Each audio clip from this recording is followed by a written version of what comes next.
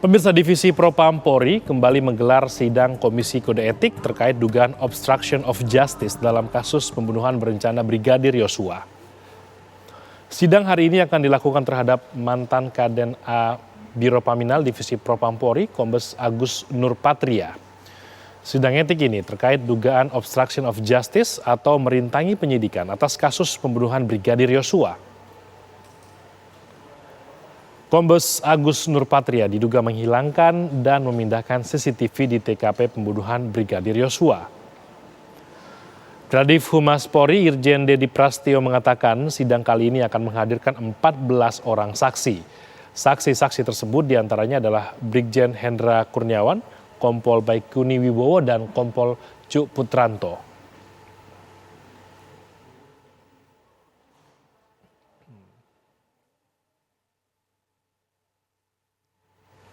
Ya, untuk mengetahui informasi terkini terkait sidang etik di Mabes Polri, kita sudah terhubung dengan reporter Dwi Suci Amalia. Selamat sore Dwi Suci, apakah sidang masih berlangsung dan apa saja materi pemeriksaan hari ini atau sidang hari ini?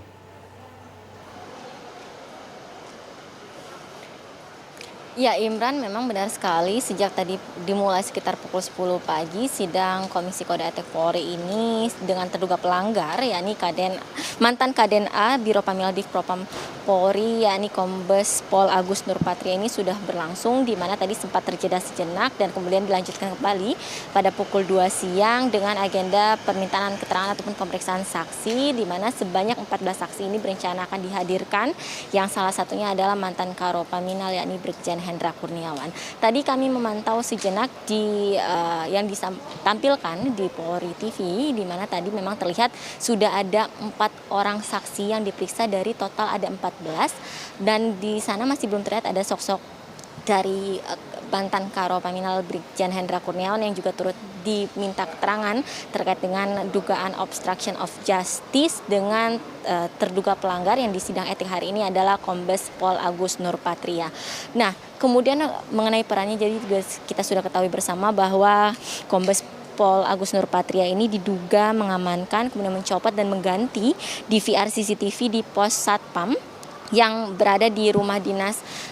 Ferdi Sambo yang berada di kawasan ataupun komplek Polri di kawasan Duren 3 Jakarta Selatan, di mana diketahui bahwa pos security ataupun pos satpam tersebut tepat berada di depan rumah dinas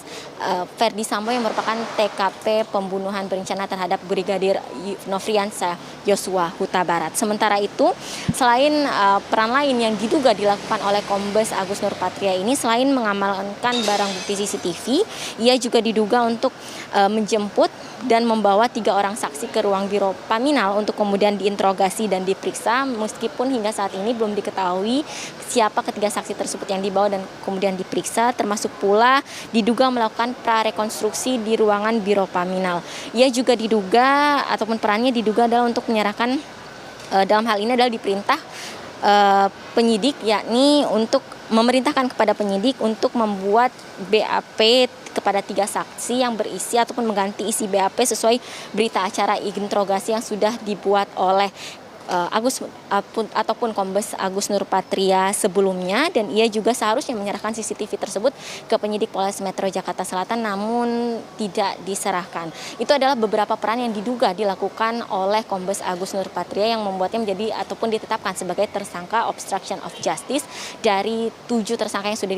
ditetapkan, yang salah satunya adalah Irjen ataupun dalam hal ini adalah Ferdi Sambo. Nah, dari ke-7 itu sudah diketahui bersama bahwa 3 diantaranya ini sudah menjalani sidang etik, di mana dilakukan pada pekan lalu, di mana kita ketahui bersama dari ketiga yang sudah menjalani etik, yakni Irjen FS, kemudian Kompol BW dan juga Kompol CP ini, ketiganya ini dinyatakan melanggar dan juga diberhentikan secara tidak hormat, namun ketiganya juga menyatakan banding. Meski begitu, tadi disampaikan oleh Kadif Humas Polri Irjen Dedi Prastio yang menyatakan bahwa meskipun sudah menyatakan banding sejak putusan sidang dibacakan, akan tetapi sampai saat ini pihak dari Roapov belum menerima memori banding meskipun memang sejak dinyatakan banding para terduga pelanggar ini memiliki waktu kurang lebih 21 hari sebelum akhirnya nanti sambil berjalan begitu menunggu memori bandingnya dari Komisi Banding juga akan melakukan persiapan untuk sidang banding etik dari ketiganya. Dan sampai saat ini kalau kita ketahui masih ada baru 4 saksi yang diperiksa, masih cukup panjang pemeriksaannya dan disampaikan oleh Kadif Humas bahwa perkiraan sidang ini akan berlangsung hingga malam bahkan dini hari dan nanti rencananya hasil sidang ini baru akan disampaikan pada Rabu pagi esok. Imran. Dwi Suci mengabarkan dari gedung TNCC Mabes Polri. Kita tunggu terus nanti bagaimana hasil sidang etik terhadap pembunuhan terhadap Brigadir Yosua. Terima kasih banyak laporannya.